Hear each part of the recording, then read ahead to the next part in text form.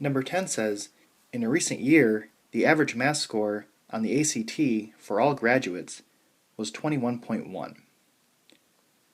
So the key phrase here is all graduates.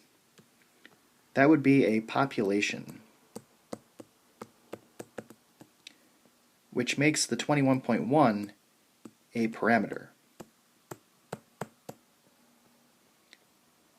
Number 11 says, a survey of 1,532 college board members found that 38% think that higher education costs what it should relative to its value. So a survey of 1,532 college board members. So this is not all college board members. So this is a sample, which makes the 38% a statistic.